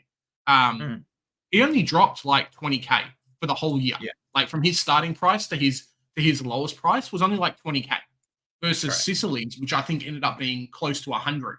So yeah, I think Sicily on a good day potentially has a higher ceiling, but there's a lot more factors in general that affect Sicily's scoring versus Stewart's positioning on field. And I don't think that idea of, hey, maybe he's going to play more mid, as Joe and I have kind of gone over a little bit in various videos, I don't think it's going to matter as much as maybe what we're thinking. Yeah, like these 2 games here, he had a 53% CBA attendance in this one and a 26% in this one. If you look at he's playing mid. Let's have a look at that heat map. That does not look like a center bounce attendance person to me. Look at that 152. That does not look like a center bounce attendance person to me either. So all this talk about Stewart playing midfield, I sort of looked into it and reading it up on some of these track watches. He's not playing midfield. He's playing backline, and that's where Stewart loves to play. Plus, I anticipate Geelong to continue to not be good this year, which means more supply for Stewart in the backline. And Sicily, unfortunately, with Amon coming into halfback, Sicily actually averaged 6 less disposals than otherwise. So I do think there's scope for regression for Sicily, which means that we don't have to start him at such an expensive price tag. Whereas I think with Stewart, due to the stability of his role and just how well he scores in it, he's probably just going to continue scoring well, and he won't drop in price anywhere near as much as Sicily, as Big J said. So we're both on Team Stewart at the moment. Yeah. Jai Caldwell is going to be rotating between mid and half forward flag pies. He's not a relevant selection for Supercoach. Best undervalued players to pick would be a great video. There we go. We have a request from John. Chuck that to the list. Melbourne have not been out of the top 4 for 3 years straight, yet people think they won't even make the 8. I know. It's crazy. Yeah, it's crazy. Crazy stuff. What has been in the past does not necessarily mean it's going to stay the same for the future legends. Worse. The team's not got like incredibly worse. It's gotten worse though. They lost Bedford. They lost James Jordan. They lost They Hunt. still made top 8 without Bedford though. I know, but it's not about making the 8. It's about being a genuine contender. They're going to be without Clayton Oliver for the start of the season. Their forward line is still a shambles. It's still not great. They genuinely have issues. What's kept them up has been their backline. If they get injuries to that backline this year, then they're in strife. Well, that's when Trent Rivers goes back to the backline and we don't have to worry. But that's why they've picked up players like Marty Hoare as well. in there. And I think Petty could probably go back to backline and things like that. So it's not the worst, but it's definitely not optimal. Then they're going to miss the 8. It's too tight of a contest, mate. It's too tight. Thoughts on Gordon Grundy value combo? The Gordon Grundy value combo is just off the charts. It's just too much value, PW. Is there a petition to sack Beveridge so we can pick a Bulldog player other than Bond? I think there's pressure there, Ian. Anyone who says otherwise, I think are kidding themselves. I think they genuinely, he's feeling it. If not for that premiership in 2016, he'd be gone by now. They were talking about it on the radio this morning. Kane and sorry, Joe. They were talking about it on the radio this morning. Kane and yes, Josh Jenkins, and just kind of talking about how I think they did very, very well in 2016 and got the premiership. Maybe the coach before them set a lot of that up, and Beveridge came in and kind of finished it off. And now we're really seeing the quality of his coaching and his coaching style and things like that. Kind of like, hey, look, you walk into it and you get a premiership, and now you've got to kind of rebuild the team a little bit. And those kids who were good back in the old days are now like the leaders of the club. And yeah, really kind of interesting points they made. Okay. Thoughts on Flanders? Worth the pick. He's worth the pick, PW. If he continues to have high midfield minutes, he doesn't have to feature in CBAs. Check out my spotlight video on Flanders. You'll see high CBAs doesn't mean much. He can still score really well. He is a high stoppage player roaming up the ground. He plays high half forward. He won't get a lot of CBAs, but that doesn't mean that he will score bad. If he still has that role that we saw in the back end of the year, which from training reports he does, then Flanders is absolutely a top 6 forward. He might even be a top 2 or 3 forward. And the best thing about Flanders is we get 4 games where we get to watch him. Like, I'm not sure if they've done the intra-club or not, but there's at least 2 games on KO plus round 0. Like, you get all the info that you can get before you work out if Flanders is a trap or not. Agreed. Put him in your team, that's it, to start with, and then adjust as you need to. Sweet and Soldo, as rucks at Port, do they rotate? It's only one at a time. They've come out and said it. They've got Finlayson, they've got Dixon. They have pinch hitters. It's only going to be one at a time. And Bevo, as I mentioned, not Bevo, Hinkley in my last stream, I called him a ruckman terrorist. He will blow it up at any point in time. He doesn't care. The ruck line is as busy as a one-handed bricklayer in Beirut. You can't trust that they will continue with the same ruck combination. Sweet could be dropped at any point. Soldo could be dropped at any point. It's all about the competition over there. It's rough. And they could get delisted like Bryn Teakle, who had a somewhat decent season before he got injured, and now he's just cool. You've just left. So and there's Byzantini still. Yeah, exactly right. Thoughts of players like Windsor, McRae, Manor, and Wilson to string 6-7 solid games together, or will a sub risk or drop that? Well, obviously they're rookies, and rookies are most likely to be subbed. So it makes sense for these guys to have a question mark. Manor obviously is, though, an experienced campaigner. He's a mature recruit coming across, so he probably might not need the rest. He might not need to be managed, considering his mature age. So he could probably string the games. Wilson has been doing really well in terms of fitness and killing it on the track, so he might not need to be subbed, perhaps. But I still think that you need to pick them if they have decent scoring and decent roles, regardless of the sub risk, because where else are you going to get your money from? I think you're going to see a lot more of a sub risk from guys that weren't taken in the first round, because generally first round players are like guys who are ready to go, ready-made type players. So McRae potentially, but guys like Wilson and Windsor, if they're tearing up the track, they're round 1 picks for a reason, because they come into the game and they're ready to go. So I wouldn't put too much in there for those type of players. There's probably a few that, hey, look, you got to be careful. And it really comes down to the level of team as well.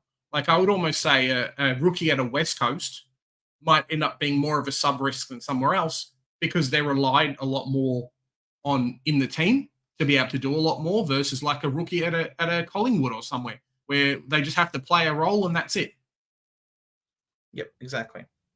Oh, Brad, the Supercoach Bro, how's it going? If you haven't subbed Supercoach Bro, head on over. Chuck the good man a subscription there as well. He's a good friend of the Chanel. Velo, my mids at the moment are Bont, Daicos, Butters, Sarong, Tom Green, Nick Martin, Mikocha, and Sanders. Would you change any? They all look good to me, Velo. I like all of these players. Yeah, no worries. Thoughts on Harry Himmelberg? Nah, I don't reckon he's top 6. Don't reckon he's top 8. Don't reckon he's top 10. Plus early buy. I'm only going to pick you if you're going to be top of your line. I don't want Harry Himmelberg. Yep. Based Colin, how's it going? Yes, Yo is a no for me because of the injury concerns. Absolutely. I want my players to play. I don't want to go into every week with my heart in my mouth. Is my player going to get injured? I know he's been injured a lot in the past. Is he going to get through this game? The game is already stressful enough as it is. I don't want to cut my lifespan shorter watching a Fyfe and a Yo be in my team. I can't do it. As Supercoach Bro, he's aptly vomited at that idea. Yeah. I agree. I would not be able to handle the stress. I think as well, it depends a lot on position on field and price. Like a Yo, there's a lot more risk because you can't really sideways to anyone, things like that, versus a Fyfe where we've already mentioned today on stream, there's probably 4 or 5 players who conceivably, if he gets injured in the first couple of weeks, you could sideways to before they get a price rise. Or a rookie downgrade to someone who you've missed out within your forward line. So a lot less risk picking him at a cheaper price than picking out some other people. Yep, cool, absolutely.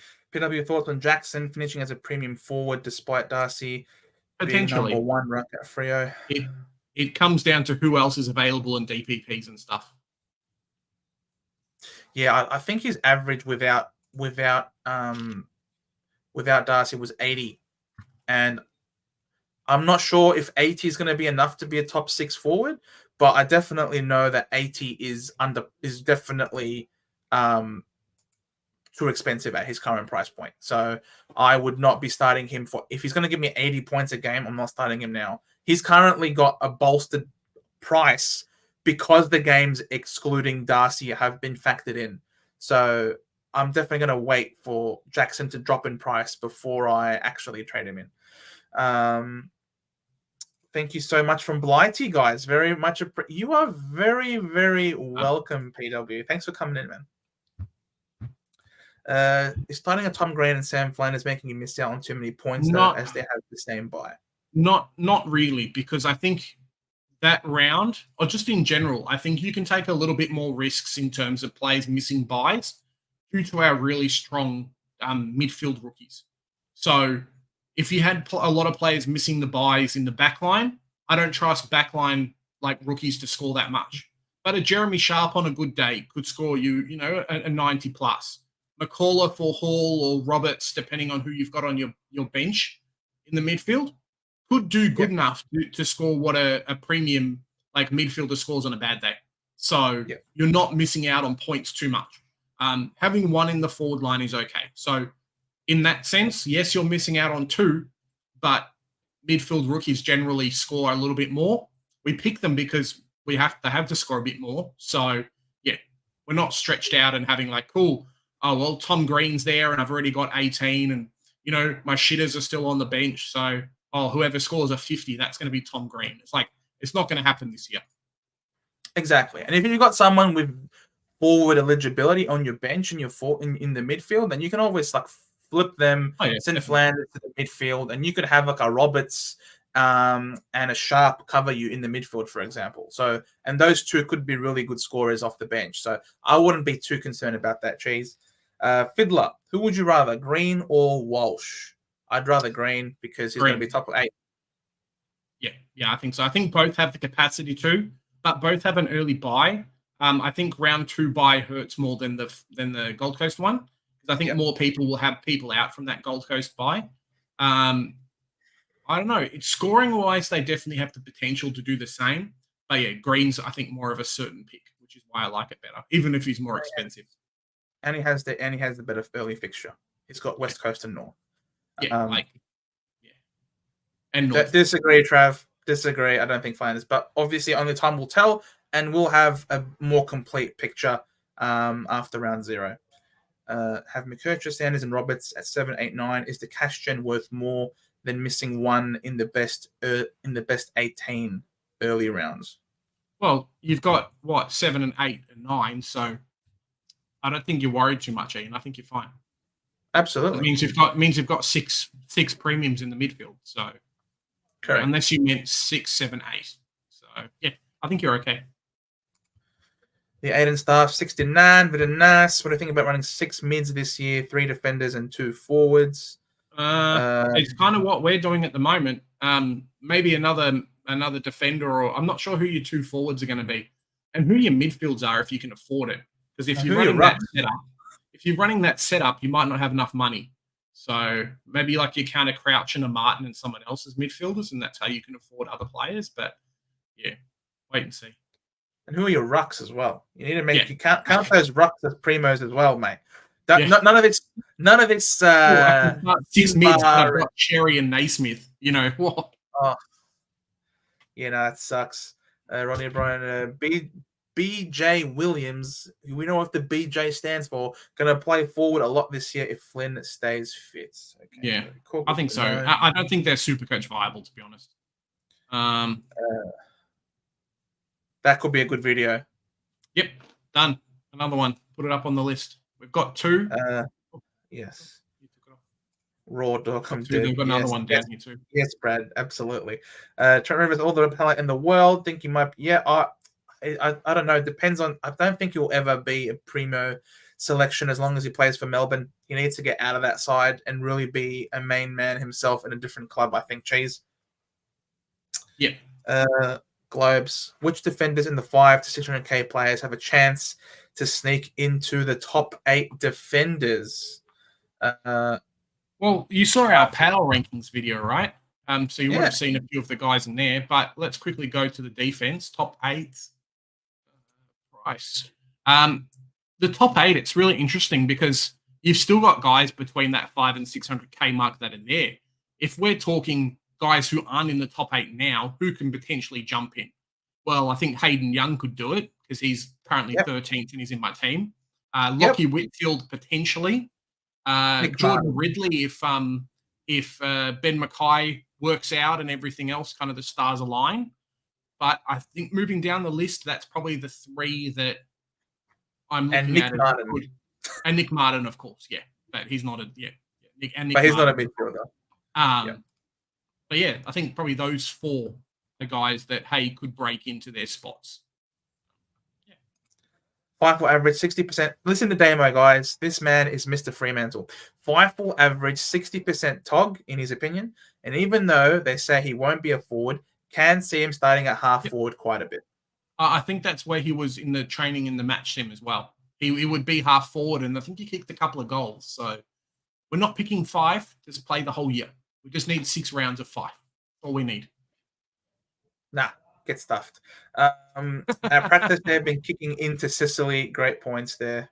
Cheers, Ian.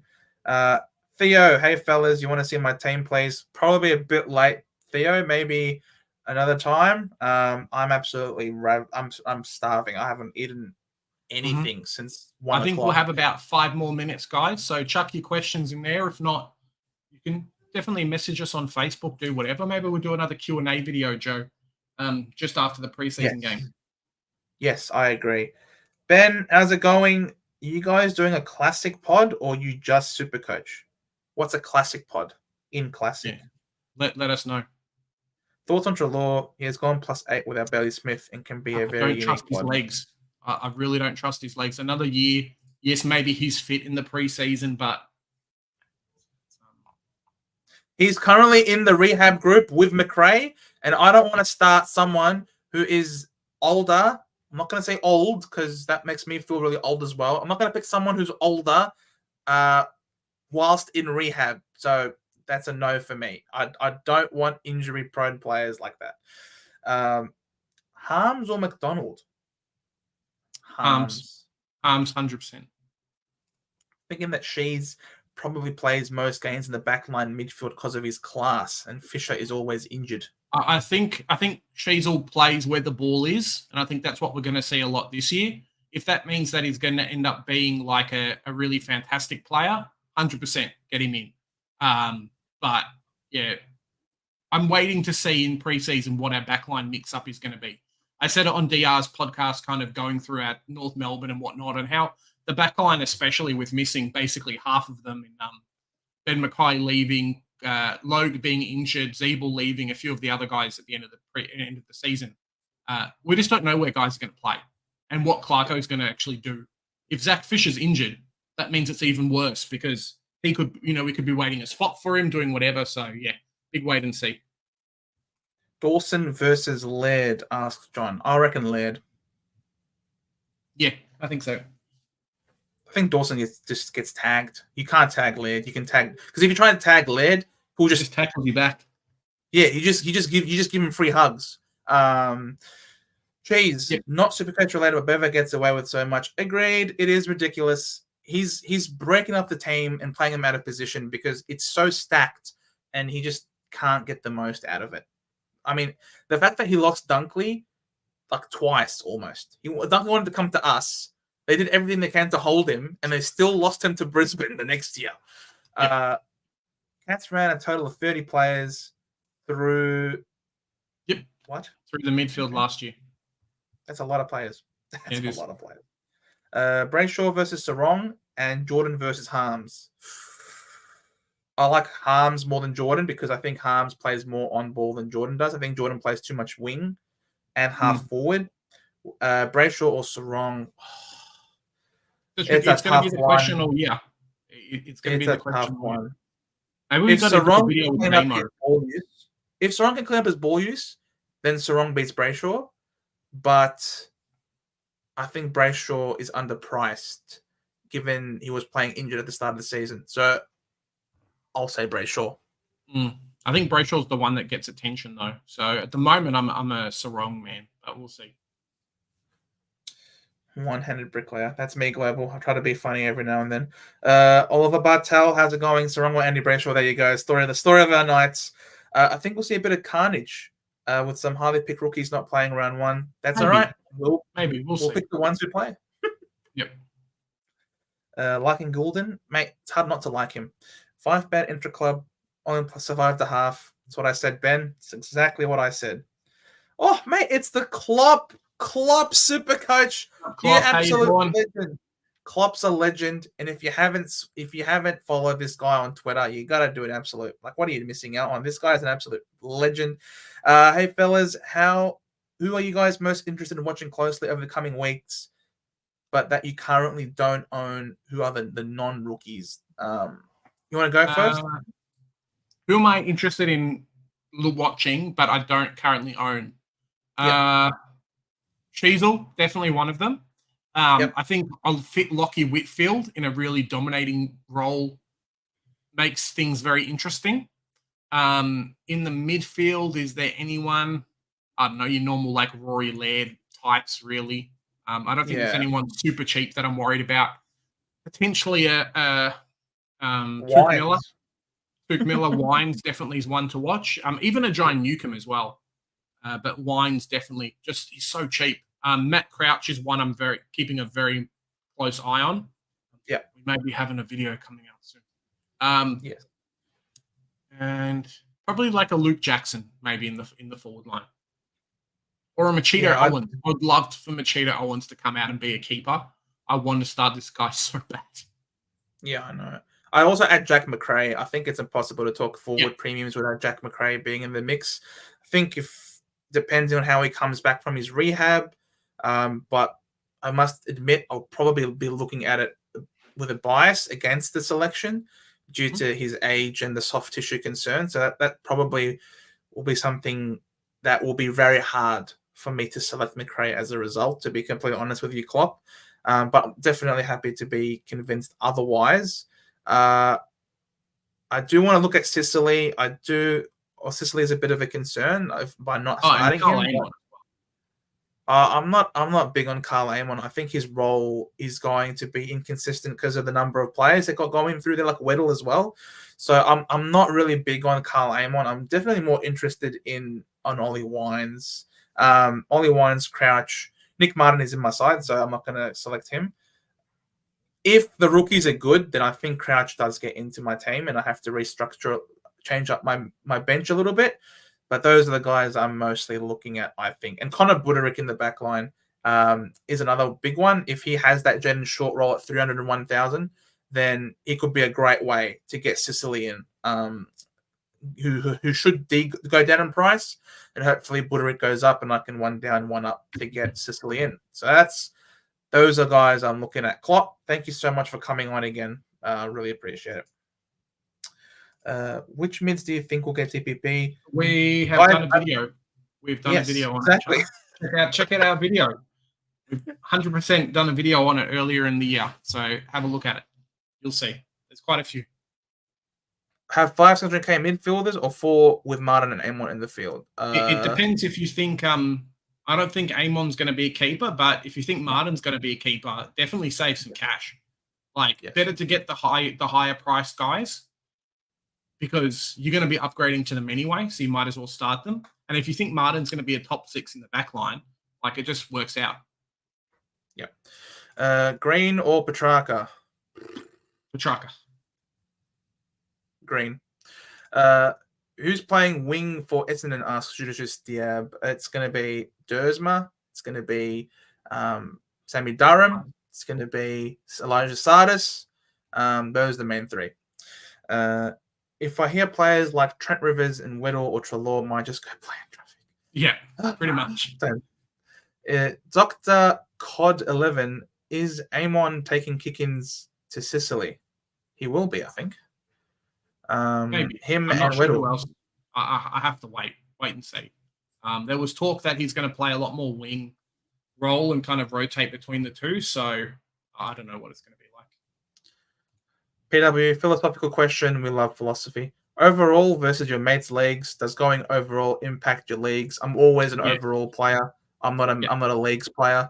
And does going overall impact your leagues?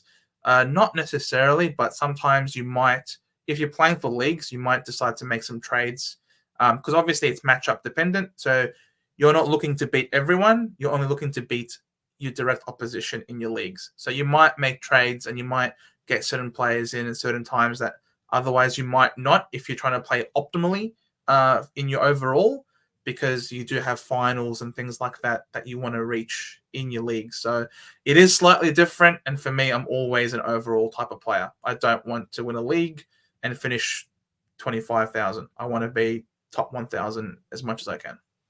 I think in general, doing better in overall definitely makes your league teams better because I think the only real difference between that is cool. Maybe you've got a matchup where you've got this player and your other person in your league doesn't that you're versing that week. But if you're a top 10 team, your team's very, very strong and you should be basically beating everyone out in your league anyway. So I think always go overall. Join leagues, don't have a problem with it. But how well you're doing overall generally dictates how well you're doing in leagues anyway. So, yeah. Got the 4 a.m. boys on your cheese. Thank you so much for coming on, man. Always a pleasure. Oliver, Flanders, Billings, Harms. What is next? Well, we'll see. We've got a month of footy to go before we have to a month of preseason to go before we have to decide. So, yeah, wait and see. Indeed. John O'Carroll, 711.1 thousand on 2 forwards. Currently have Flanders, Harms, Billings, and Harley Reid. You spend 711 on 2 forwards. Yeah, on 2 players. Let me have a quick look. We'll live to serve, Jono. Go cheap. Go Windsor and go someone else, and then use the money in other places. That's basically it. Yeah. Use the extra cash somewhere else. Yeah, don't go big on the forward line. You don't have to. Bishop. There. Bishop 420 Lord, welcome aboard, Bishop. Last comment of the night. G'day, fellas. Is the crab a good pick? Not Crabiner. Yeah, no. Not for me. I'm good. I'm happy. I'm good for it. Yeah, exactly. The forward line's pretty bad, but I don't think it's that bad. All right, guys. Thanks for jumping on. It's been a bloody fantastic stream. Another, 2-hour blast like we've been doing the last few weeks. If you haven't already, smash the like button. Subscribe if you haven't joined. Hopefully you guys can check out our next content. If you haven't already, sub to the channel. Jump on our video. We're giving away 3 amazing prizes, all for free. You guys don't have to do much. What do they got to do, Joe? You just got to be a subscriber. You got to make sure you like us on Facebook. And you just got to make sure you put in the right league code. We've obviously got a video that has the league code in it. So if you go check it out over there, you'll get the details required to sign up because there's a jersey if you win. There is the 2 general admission tickets to the football if you have the highest individual score for the round for the year. And there's also a nice little booby prize of a $20 AFL voucher. So yeah, it's all good fun. Love to have you all on board. And obviously the more subscribers and the more likes and the more interaction that we have, the more fun these live streams are because we're talking with more of you guys. You guys are interacting with each other, and we just have a much more enjoyable experience altogether. It's not necessarily always a competition. We do like to enjoy each other's company as well. So a massive thank you to all of you wonderful people for watching us tonight. Definitely. Stay tuned for all the content that's coming out. We've got a couple of videos we're recording tonight, hopefully. I've got my team previews as well that are all coming out before the weekend. So stay tuned for that. Heaps of content. You guys are getting like 2-3 videos plus a day for the next week or so. So hit that notification bell to make sure you don't miss out on anything, because here at the Centre Bounce, we do what? The hard work, so you guys don't have to. So you don't have to. Good night all. See you all in the next one.